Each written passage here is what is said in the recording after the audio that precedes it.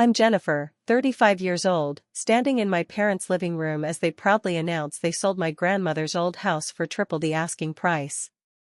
Their smiles fade when I pull out the diplomatic immunity papers. You just committed an international incident, I say quietly. Mom's champagne glass shatters on the floor. That house isn't just property, it's a classified safe house I've been managing for the State Department for 3 years. And the buyers aren't who they claim to be. Before we dive into this incredible story of family betrayal and international intrigue, I'd love to know where you're watching from today. Are you someone who's dealt with family members trying to take what's rightfully yours? Hit that like button if you believe family should respect boundaries, and don't forget to subscribe for more shocking true stories. Trust me, what my parents did next will leave you speechless, and the diplomatic secrets hidden in Grandma Ruth's Victorian house. They're just the beginning of this twisted tale. 3 years ago, I sat in the mahogany-paneled office of Grandmother Ruth's estate attorney, trying to process what I'd just heard. Ruth had left me her old Victorian house in Georgetown, but the conditions attached to this inheritance were unlike anything I'd expected. My parents, Lynette and Robert, sat across from me, their faces twisted with rage. They'd expected the house would go to them as the surviving child of Ruth, not to their daughter who, in their words, barely visited her these last few years. The will was specific and ironclad. The house would go to me with the stipulation that I personally occupy and maintain it for a minimum of 5 years before any sale could be considered. My mother slammed her palm on the attorney's desk. This is ridiculous. Jennifer manipulated her. She must have. Ruth wasn't in her right mind those final months. My father nodded vigorously, already pulling out his phone to call their lawyer. We'll contest this. That house has been in our family for 60 years. It should rightfully go to the direct descendants, not skip a generation. What they didn't know, what even I didn't know at that moment, was that Grandmother Ruth had secrets that went far deeper than any family drama. 2 days after the funeral, as I was sorting through sympathy cards at my apartment, a woman in a charcoal suit knocked on my door. She introduced herself as Director Sarah Collins from the State Department. Ms. Jennifer, we need to discuss your grandmother's property and her service to this country. My coffee mug nearly slipped from my hands. Over the next hour, Director Collins revealed a truth that shattered everything I thought I knew about quiet, book club hosting Grandmother Ruth. During the Cold War, she had been a crucial intelligence asset, and her Georgetown Victorian wasn't just a family home. It was a carefully maintained diplomatic safe house, used for decades to protect defectors, house sensitive meetings, and facilitate intelligence operations. The peculiar conditions in the will weren't just Ruth's eccentricity. They were designed to ensure the property remained under the control of someone the State Department could work with. Your grandmother recommended you specifically, Director Collins explained, sliding a folder across my kitchen table. She said you had the discretion and character necessary for this responsibility. We'd like to offer you a position. Officially, you'll be a property manager. Unofficially, you'll be maintaining one of our most valuable domestic assets. The compensation was generous, the work was classified, and suddenly, my parents' fury over the inheritance took on a different dimension. My parents' attempts to break the will began immediately. They hired the most aggressive probate attorney in Washington, claiming undue influence, diminished capacity, anything that might overturn Ruth's final wishes. When those legal channels failed, they turned to emotional manipulation. Mom would call crying about how Ruth's house held all her childhood memories. Dad would remind me of every dollar they'd spent on my education, suggesting I owed them this. Family takes care of family, became their constant refrain. I moved into the house 6 weeks after the funeral, maintaining the cover story that I was simply fixing it up while working as a freelance consultant.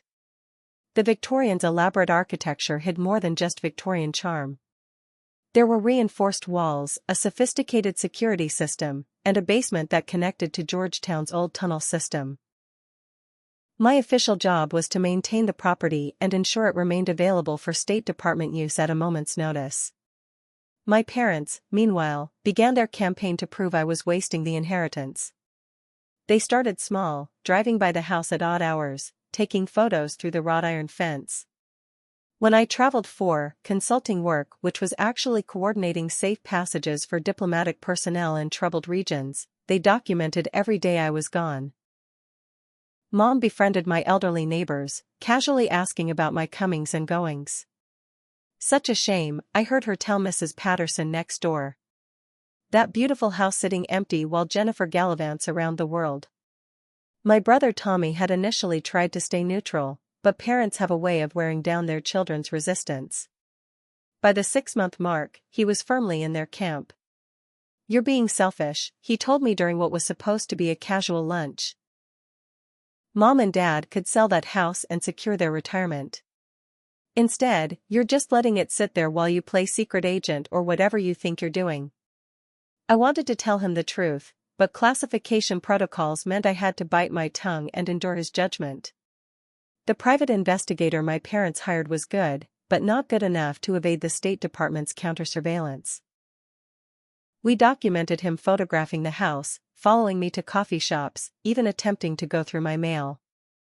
Director Collins found it amusing. "Your parents are persistent," she noted during one of our secure meetings. "But they're also creating an excellent paper trail of their intentions."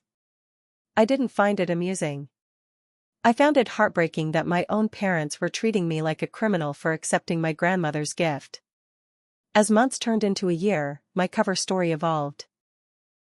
I was a successful consultant specializing in international logistics, which explained my frequent travels and the occasional distinguished visitor to the house.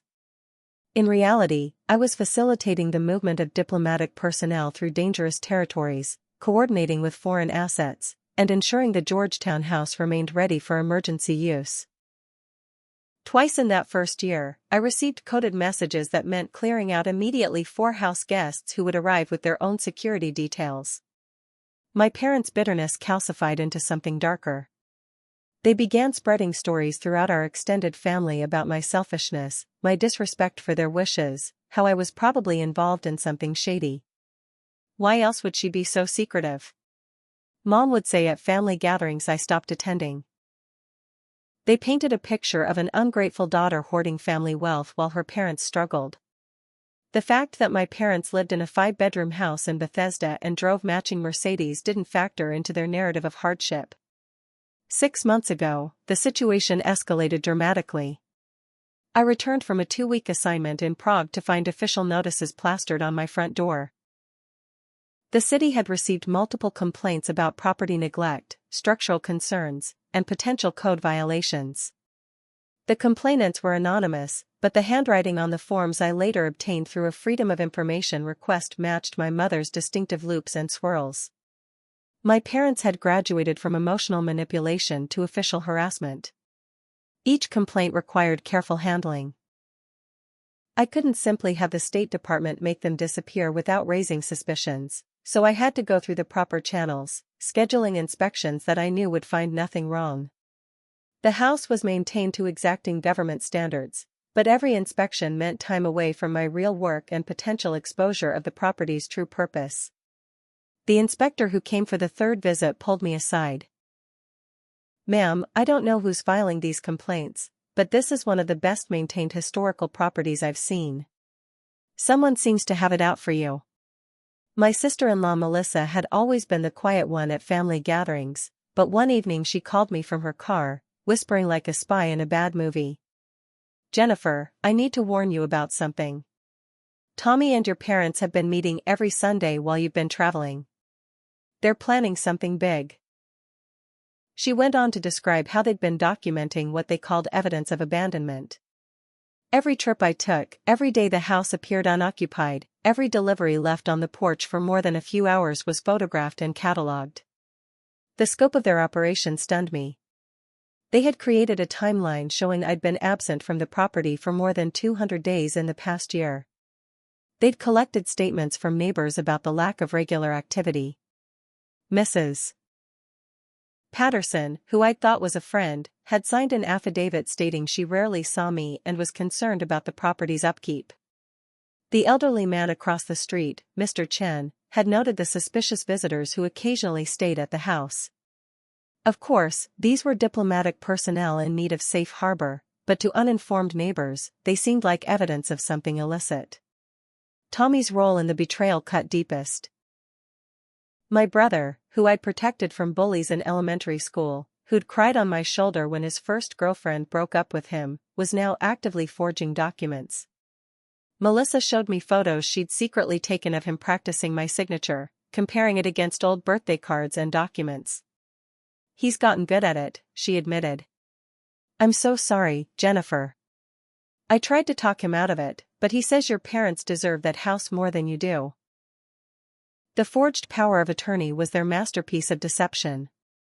It claimed I had verbally agreed to let my parents manage the property during my frequent absences. They'd even created a fake email trail, using a domain similar to mine but off by one letter, showing correspondence about this arrangement. For anyone not looking too closely, it would seem legitimate. They filed it with the city, establishing themselves as having legal interest in the property's management.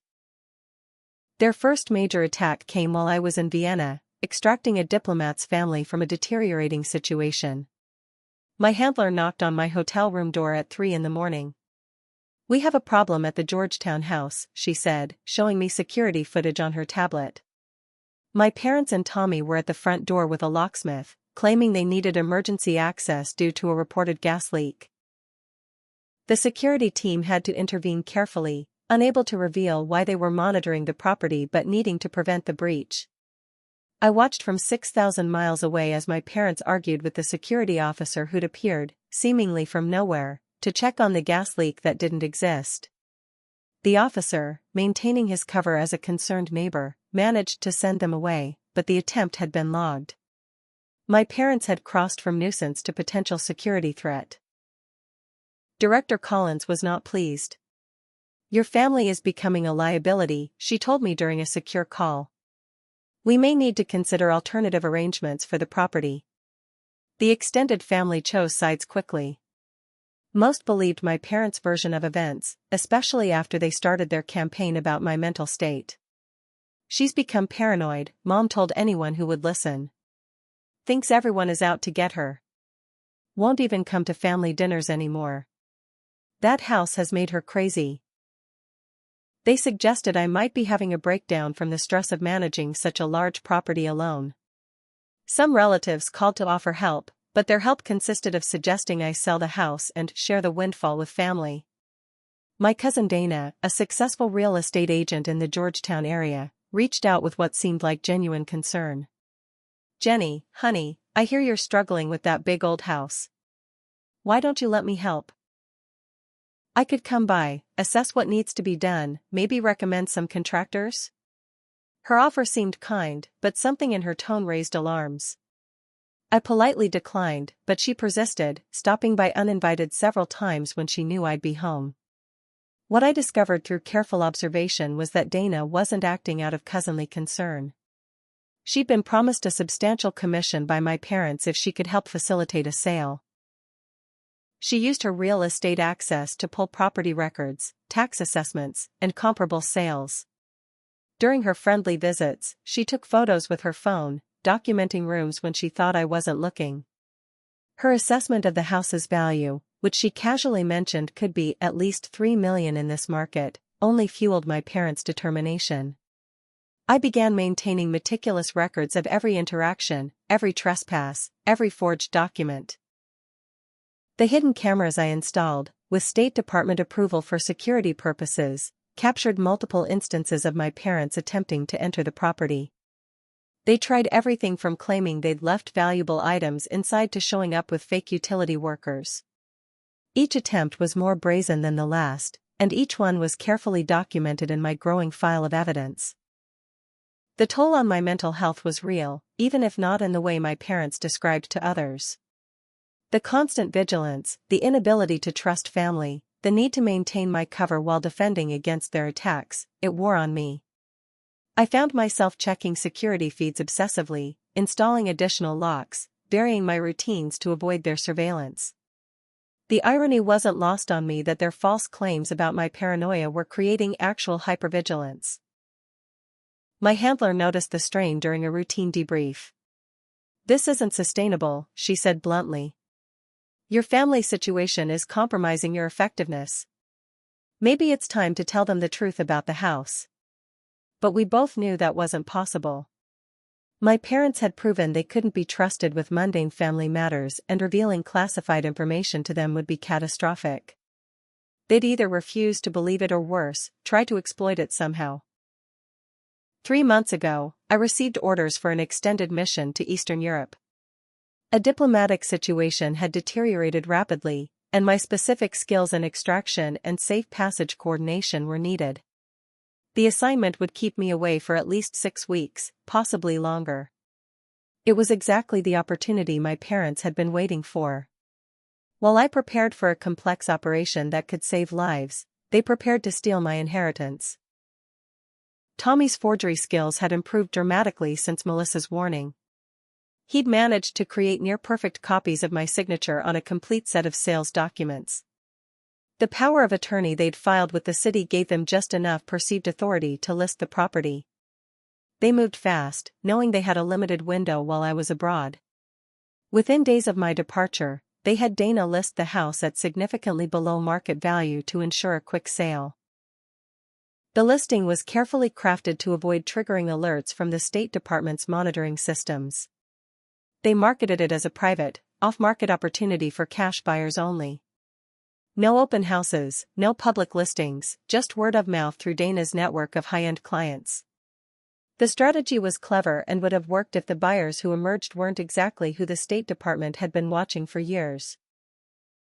The couple who expressed immediate interest introduced themselves as tech entrepreneurs looking to establish a Washington presence. David and Elena Volkov claimed to be venture capitalists who'd made their fortune in Silicon Valley and wanted a historical property to match their new status. They offered cash, no inspection, quick close, everything a seller could want. My parents were ecstatic. They had no idea they were dealing with foreign intelligence operatives who'd been circling the property like sharks for years.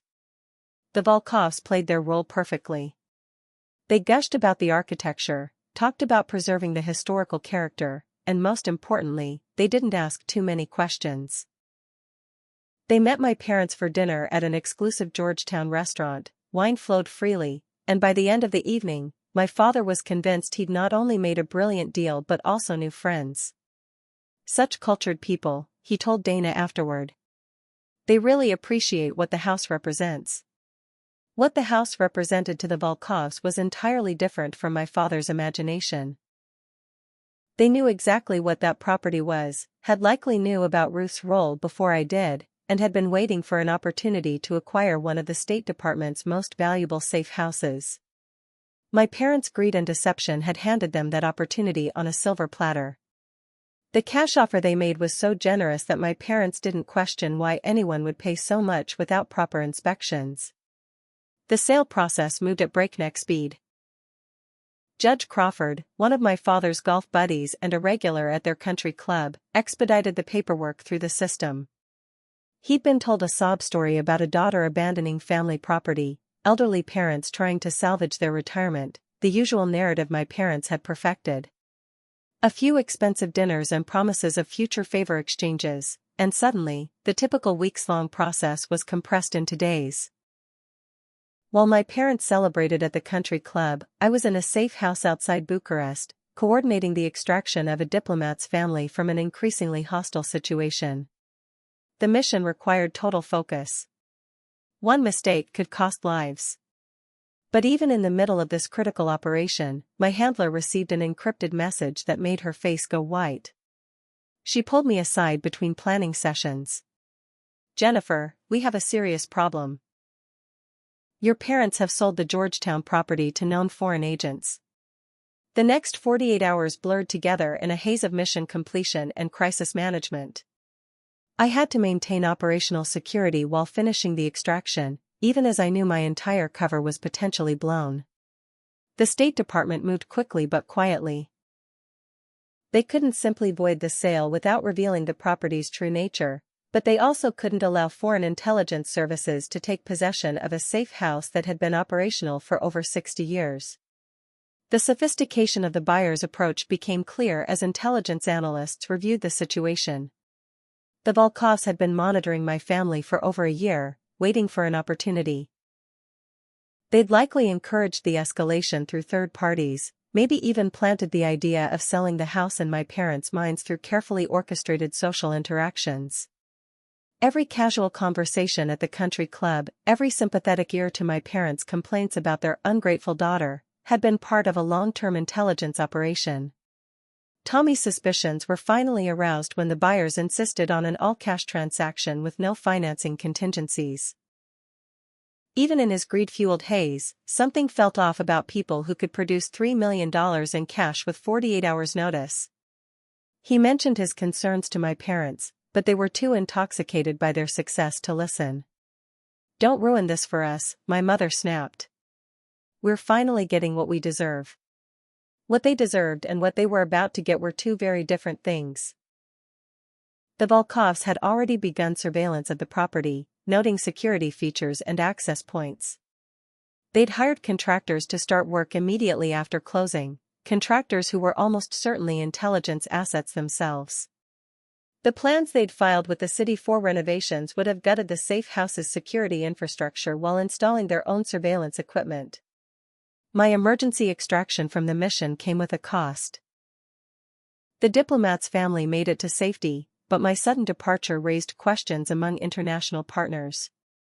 My cover identity as a logistics consultant was wearing thin, and now I had to race back to prevent a massive security breach on American soil. The flight from Bucharest to Dulles was the longest of my life, spent reviewing secure files about the buyers and planning how to handle my parents' catastrophic betrayal. During those hours in the air, I learned the full scope of what my parents had stumbled into. The Volkovs weren't just foreign agents, they were part of a larger network that had been targeting diplomatic properties across the Western world. The Georgetown house wasn't their first attempt, but it would be their most significant success if the sale went through. The intelligence value of that property, with its decades of hidden modifications and its connection to Georgetown's tunnel system, was incalculable. Director Collins met me at the airport personally, a sign of how serious the situation had become. As we drove toward Georgetown in an unmarked government vehicle, she outlined the options. None of them were good. "We can't let this sale proceed," she said firmly, "but exposing the property's true nature creates its own problems. Your parents have created an international incident, whether they know it or not." The weight of her words settled on me like lead. My family's greed hadn't just threatened my inheritance, it had potentially compromised national security. I stood outside my parents' colonial in Bethesda, taking a deep breath before entering what I knew would be a war zone. Through the windows, I could see the celebration in full swing. Extended family had gathered to toast my parents' brilliant business move. Champagne flowed, laughter echoed across the manicured lawn, and there, in the center of it all, were my parents, playing the role of clever investors who'd outsmarted their stubborn daughter. They had no idea that two State Department officials waited in the car behind me, or that their celebration was about to become a nightmare. I entered through the front door without knocking. Conversation stopped mid-sentence as family members noticed me. My mother's face went through a series of expressions: surprise, annoyance, then smug satisfaction. "Well, look who finally showed up," she announced to the room. "Come to congratulate us on the sale, Jennifer? Or are you here to admit you should have listened to your parents all along?" My father raised his champagne glass in mock toast. "To family knowing best," he said, earning chuckles from relatives who'd bought into their narrative. "I'm here to stop you from going to federal prison," I said quietly, but in the sudden silence, my words carried to every corner of the room. My Uncle Jerry laughed nervously. "Always so dramatic, Jenny. Just like when you were a kid." But my expression must have conveyed the seriousness because the laughter died quickly. I pulled out my State Department credentials and the diplomatic immunity papers for the house. "The property you just sold isn't just protected. It's a classified government asset. And your buyers are foreign intelligence operatives." The room erupted. Some relatives thought it was a joke, others immediately began distancing themselves from my parents, and Tommy tried to snatch the papers from my hands.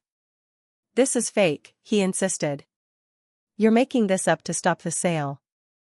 You can't stand that we outmaneuvered you." But his voice cracked with uncertainty. Behind me, directors Collins and Martinez entered, their presence immediately changing the room's dynamic. These weren't actors or friends playing a role. Their bearing, their badges, their quiet authority, it was unmistakably real. Director Collins took control with practiced efficiency. "Mr. and Mrs. Hamilton, we need to discuss the serious federal crimes you've committed." She laid out the reality in clinical terms. Unauthorized sale of government property, forgery, fraud, and potentially aiding foreign intelligence services. Each charge she listed drained more color from my parents' faces. My mother's champagne glass slipped from her fingers, shattering on the hardwood floor, the sound sharp in the silent room. "This can't be real," my father stammered. "The house was Jennifer's inheritance. We had power of attorney. We followed all the legal procedures."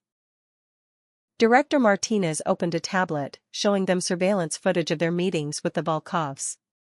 "Did you follow legal procedures when you forged your daughter's signature?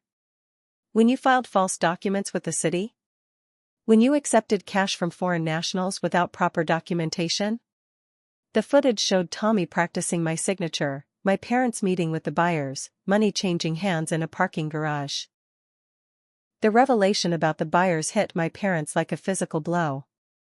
"They seemed so normal," my mother whispered. "They talked about their children, their business, they had pictures." Director Collins nodded grimly. "Foreign intelligence services don't advertise their true nature, Mrs. Hamilton. They've been watching your family for over a year, waiting for an opportunity. Your greed and deception gave them exactly what they needed." The full weight of their actions began settling on my parents' shoulders. Tommy tried one last desperate deflection. "Jennifer should have told us.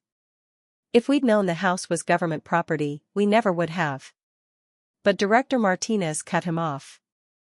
"Ms. Hamilton was bound by classification protocols. She couldn't tell you without violating national security laws.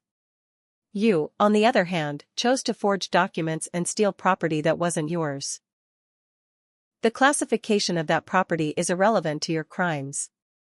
Around the room, relatives began edging toward exits, suddenly remembering urgent appointments. The doorbell rang, cutting through the tension. My cousin Dana answered it, probably hoping for any distraction from the unfolding disaster. Instead, she found the Volkovs standing there, demanding to know why they'd been locked out of their property. Seeing the State Department officials, David Volkov's friendly mask slipped for just a moment, revealing cold calculation underneath. "We have legal documents," he said carefully. "The sale was completed in good faith." "Good faith?" Director Collins stepped forward. "Mr. Volkov, or should I use your real name? We have extensive files on your activities. Did you approach the Hamiltons in good faith? Did you reveal your true identity or purpose?" Elena Volkov touched her husband's arm, a warning, but the damage was done. Their covers were blown, and they knew it. "We are legitimate businesspeople," Elena said, but her accent, carefully hidden before, now crept into her words. The confrontation escalated when David Volkov turned his attention to my parents. "You assured us you had full authority to sell. You guaranteed clear title and possession." His tone carried an undertone of threat that made my mother step back. "We paid in cash as requested. We expect delivery as promised." The implications hung in the air. My parents had taken money from dangerous people and failed to deliver. Even if the legal consequences could be managed, they'd created enemies they couldn't comprehend. Director Collins intervened before the situation could deteriorate further. "Mr. and Mrs. Volkov, or whatever your actual names are, you're now persons of interest in an espionage investigation. I suggest you leave immediately and contact your embassy's legal department." The Volkovs exchanged a look of frustrated fury before departing, but not before Elena fixed my parents with a stare that promised this wasn't over. My mother actually whimpered. The FBI arrived as the Volkovs left, transforming my parents' celebration into a crime scene. Agents began collecting evidence, interviewing witnesses, and documenting the conspiracy. My Aunt Helen tried to claim she knew nothing, but agents produced photos of her at meetings where the sale was discussed. Uncle Jerry admitted he'd helped research property law to support the scheme. One by one, family members revealed their participation, each trying to minimize their role while implicating others. Judge Crawford was arrested at his golf club, pulled off the ninth hole in full view of his society friends. The news spread through Bethesda's elite circles within hours. He'd expedited illegal documents, accepted bribes, and potentially facilitated espionage. His career, reputation, and freedom evaporated in an afternoon. My father watched the news coverage on his phone, realizing his golf buddy's fate previewed his own future. Melissa emerged as an unexpected hero, producing recordings she'd made of planning sessions. I knew this was wrong, she told the FBI agents. I tried to warn them, but they wouldn't listen. Her recordings revealed the full scope of the conspiracy, who knew what, when they knew it, and how they justified their actions. Tommy stared at his wife with a mixture of betrayal and dawning respect.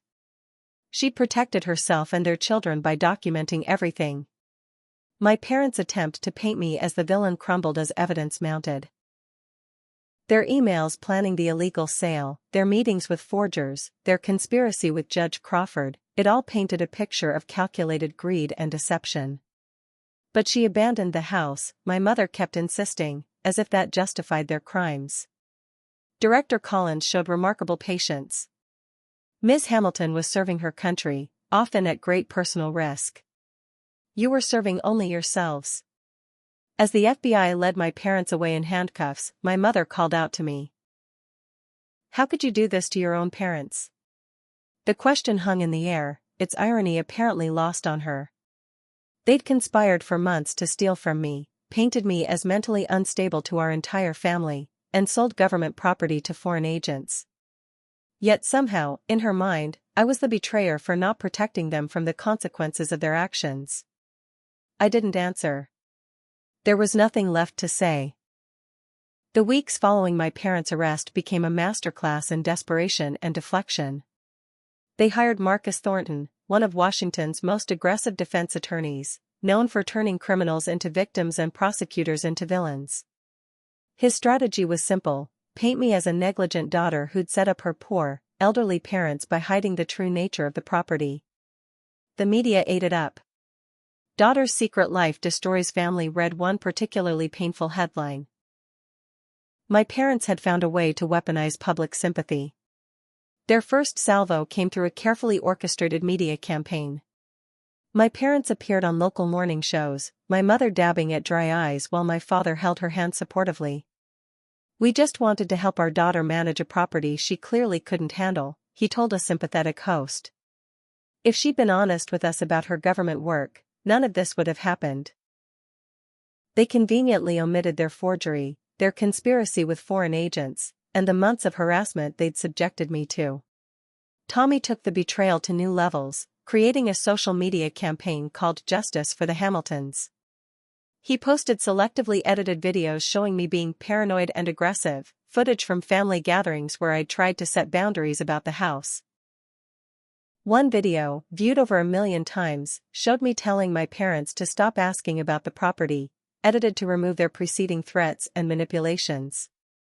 Comments poured in calling me heartless, selfish, a government drone who'd chosen secrets over family. The foreign buyers escalated their own pressure campaign. Though the Volkovs had retreated behind diplomatic immunity, their network remained active. My parents began receiving packages with no return addresses, photos of themselves taken from distances, messages in broken English suggesting debts must be paid.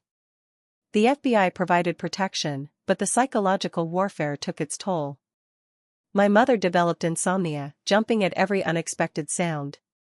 My father started drinking heavily, paranoid that every stranger was a foreign operative.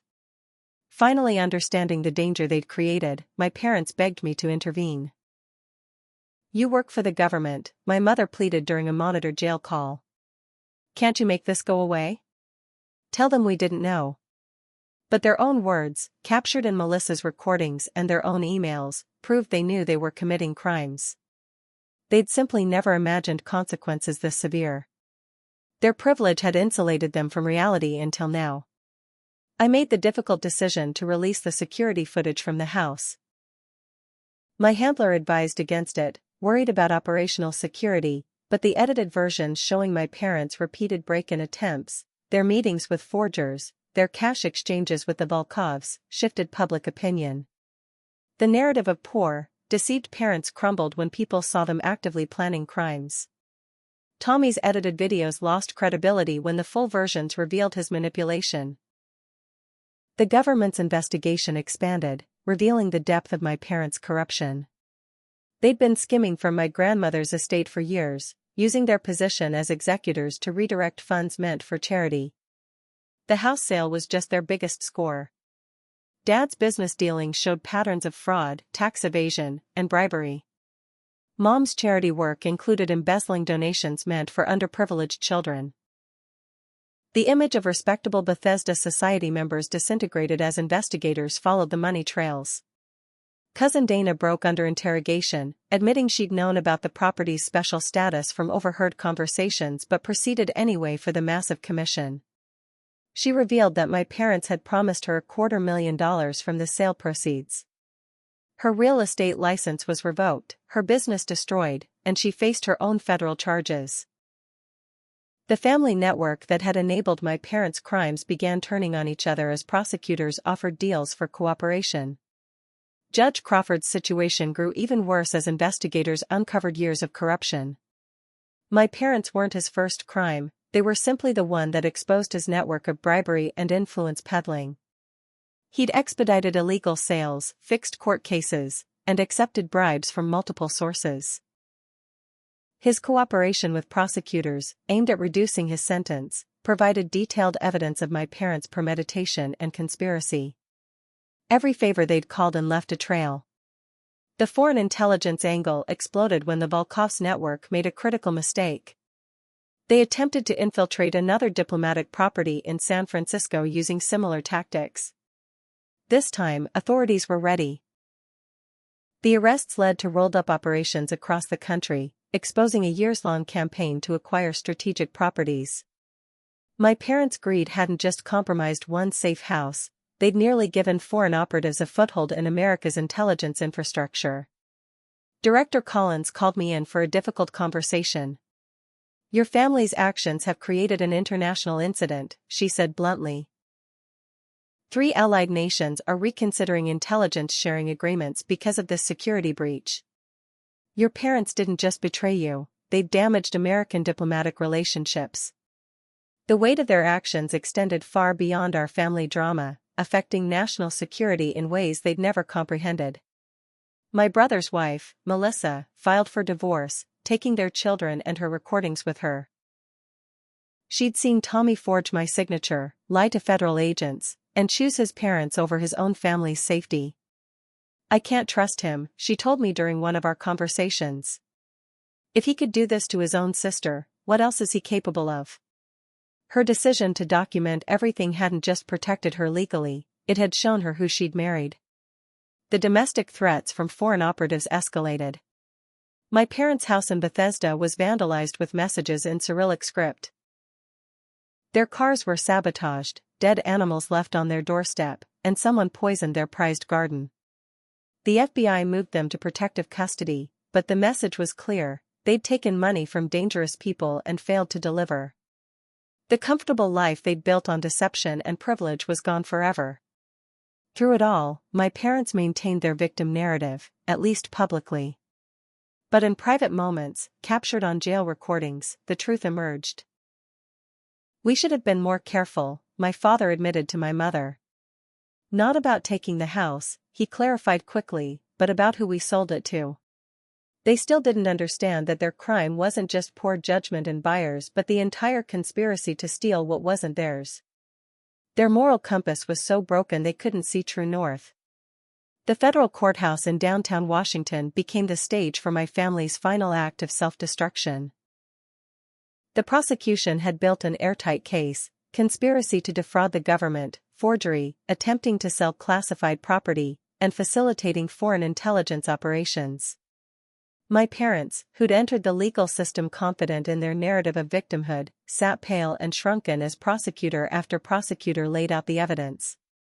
Their attorney, Marcus Thornton, had negotiated furiously for a plea deal, knowing a trial would only expose more crimes. Tommy's arrest at his architectural firm was particularly dramatic. Federal agents walked him out in handcuffs as his colleagues watched in shock. The man who'd built a reputation for precision and integrity was exposed as a forger and conspirator. His company immediately terminated him, clients canceled contracts, and his professional license faced revocation. The life he'd built, the reputation he'd cultivated, crumbled in minutes. His mugshot, showing him disheveled and defeated, went viral in architectural circles. The family collapse accelerated as more relatives were implicated. Uncle Jerry faced charges for money laundering after investigators discovered he'd helped structure the cash payment to avoid reporting requirements. Aunt Helen was charged with conspiracy for her role in gathering false statements about my absences. Even peripheral family members who'd simply attended planning meetings faced potential charges. The Thanksgiving gathering that had once hosted 30 relatives would never happen again. The family was scattered between courtrooms and plea negotiations. During the sentencing phase, the full scope of damage became clear. A representative from the State Department testified about the intelligence value of the compromised safe house. This property facilitated the safe extraction of over 200 at-risk individuals over 6 decades, she stated. Its loss represents not just a monetary value but a degradation of our ability to protect human assets. My parents finally began to understand that their greed had potentially cost lives. Character witnesses for my parents painted a picture of people who'd lost their way. Their pastor testified about their previous charity work while admitting he'd noticed increasing materialism and entitlement. Former friends described how my parents had become obsessed with wealth and status, viewing the Georgetown house as their ticket to a higher social tier. They talked about it constantly, one former friend testified. How unfair it was that Jennifer had it, how they deserved it more. It consumed them. The psychiatric evaluation ordered by the court revealed deeper issues. My mother showed signs of narcissistic personality disorder, unable to accept responsibility or genuinely understand how she'd wronged me. My father displayed antisocial tendencies, viewing laws and relationships as tools to manipulate for personal gain. The psychologist noted their toxic dynamic. They reinforced each other's worst impulses, creating an echo chamber where their crimes seemed justified. Their marriage, built on shared greed, began fracturing under pressure. When the sentences came down, the courtroom was silent. Tommy received 5 years in federal prison for forgery and conspiracy. The judge noted his betrayal of fundamental family trust as an aggravating factor. My parents each received 3 years, plus massive fines that would bankrupt them. The judge called their actions a shocking violation of both family bonds and national security. Judge Crawford, tried separately, received 7 years for his broader corruption. The country club elite who'd enabled them disappeared, not wanting association with federal criminals. The financial penalties extended beyond fines. The government seized my parents' assets as proceeds of crime, including their Bethesda house, their cars, and their investment accounts. The comfortable retirement they'd envisioned, funded by selling my inheritance, evaporated. They'd traded their freedom, reputation, and financial security for a crime that never had a chance of succeeding. The irony that they'd destroyed their lives trying to steal what I would have shared with them anyway wasn't lost on observers. My mother's breakdown during allocation was painful to witness. She alternated between blaming me, the government, the foreign buyers, everyone but herself. I'm a good person, she kept insisting. I volunteer, I donate to charity, I've never even had a parking ticket. The judge reminded her that good people don't forge documents, conspire to steal property, or enable foreign intelligence operations. Her inability to accept responsibility even then sealed her fate. The judge denied any sentence reductions based on remorse. Dad's health deteriorated rapidly. The stress triggered a mild heart attack during transport to federal prison. The man who'd golfed 3 times a week and maintained himself like someone 20 years younger aged a decade in weeks. His business partners not only withdrew but sued to recover funds they claimed he'd embezzled. Former employees came forward with stories of wage theft and intimidation. The empire of respectability he'd built over decades revealed itself as a house of cards. Tommy's wife Melissa emerged as one of the few family members with integrity intact. Her recordings and testimony were crucial to convictions, but the personal cost was enormous. She entered witness protection temporarily due to threats from the foreign operatives network. Her children, my nephew and niece, would grow up without their father and grandparents, innocent victims of their family's greed. "I'll tell them the truth when they're older," she told me. That their family chose crime over love. The ripple effects continued for months. My parents' former friends distanced themselves, not wanting contamination by association. The country club revoked their memberships. Mom's charity removed her name from all materials and returned donations she'd made with stolen funds. Dad's business dissolved as partners and clients fled. The social standing they'd valued above family relationships evaporated completely. They became cautionary tales whispered about at Bethesda dinner parties. International implications persisted as well. The foreign operatives network, though disrupted, hadn't been completely eliminated. Other diplomatic properties required enhanced security. Intelligence sharing agreements needed renegotiation. The Georgetown safe house, its cover blown, could never serve its original purpose again. My parents' greed had caused damage that would take years to fully assess and decades to repair. They'd traded family bonds for money and ended up with neither. In the end, our family became a case study in how greed, entitlement, and betrayal can destroy generations of relationships. The family tree that had once shown strong branches reaching back centuries was now broken, its limbs severed by choices that prioritized wealth over blood. The Hamilton name, once respected in Washington circles, became synonymous with the worst kind of betrayal: family members who'd sell out their own for money they didn't need and couldn't keep. The federal courthouse steps felt different the day my parents were led away to begin their sentences. I'd testified truthfully but without vindictiveness, sticking to facts rather than emotions. As their transport van pulled away, I felt neither satisfaction nor sadness, just a hollow acknowledgement that justice had been served. The family that had raised me, that I'd once trusted implicitly, had chosen greed over love, deception over honesty, and crime over connection. Their orange jumpsuits were the final costume in a performance that had begun with champagne toasts and ended with federal convictions. My position with the State Department ended quietly, a mutual recognition that my effectiveness was compromised. Years of careful cover construction, blown apart by family betrayal. My handler, Director Collins, personally delivered the news. "You're not being punished," she assured me. "But field work requires anonymity you no longer possess. We'd like to offer you a consulting position, helping other assets navigate complex family situations."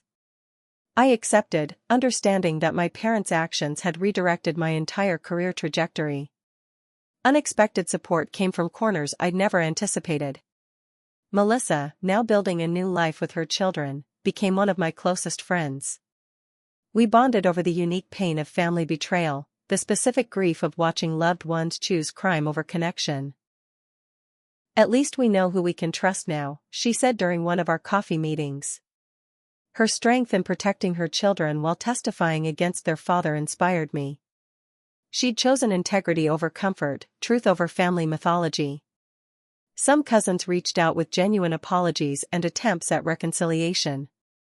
They'd been swept up in my parents' narrative, choosing the easy path of believing lies rather than questioning family. "We should have known better," Cousin Janet admitted.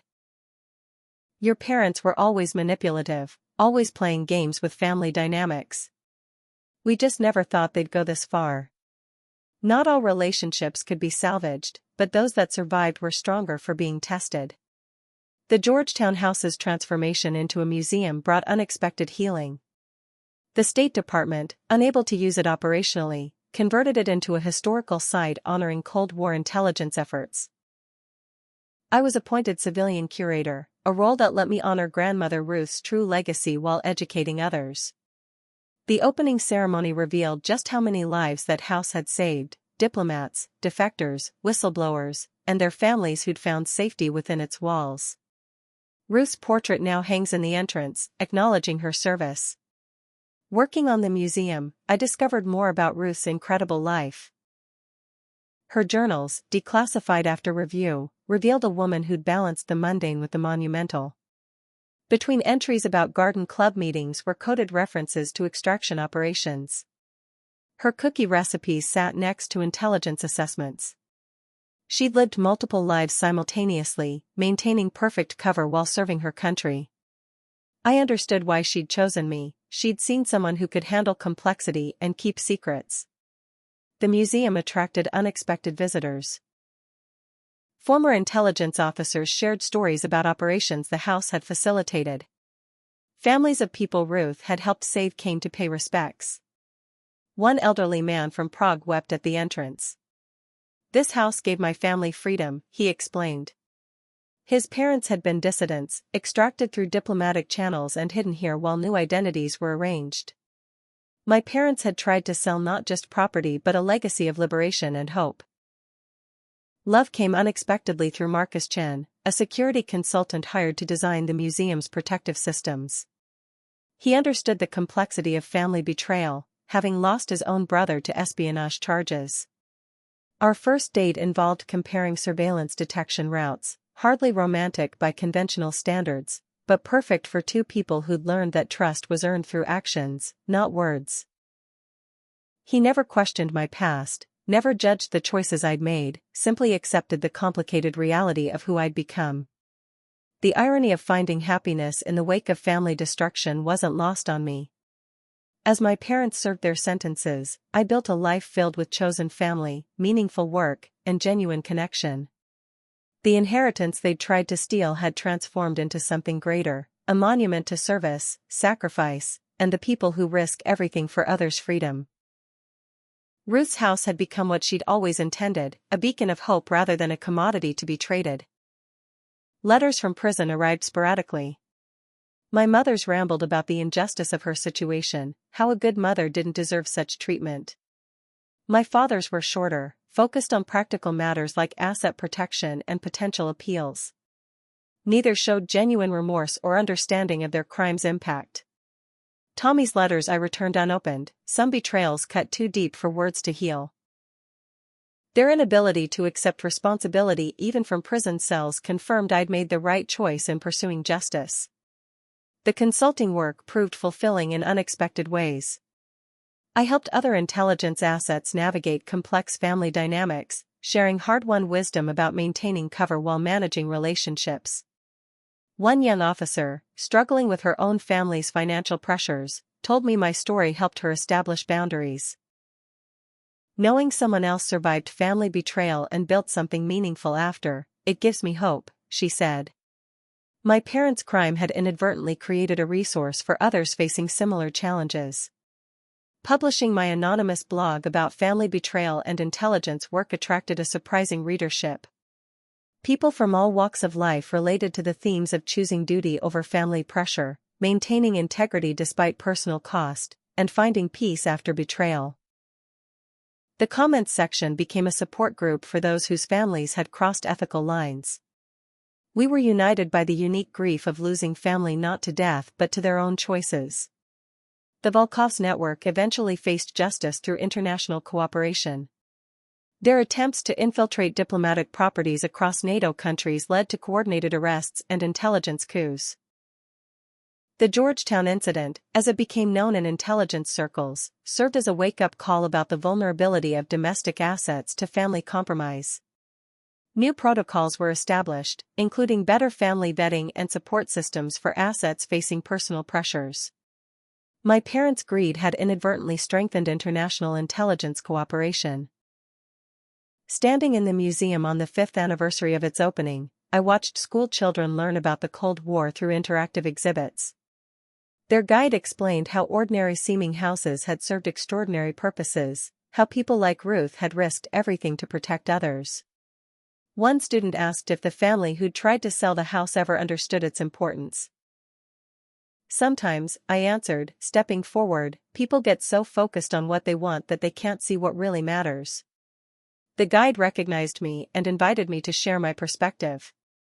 I told those children a simplified version of the truth, that family relationships require trust, that greed can blind people to consequences, and that choosing integrity over easy money is always the right path. Their questions were innocent but insightful. "Did your parents ever say sorry?" one girl asked. I smiled sadly. "No, but I learned that waiting for apologies that might never come is another kind of prison. Better to build a new life than remain trapped in old pain."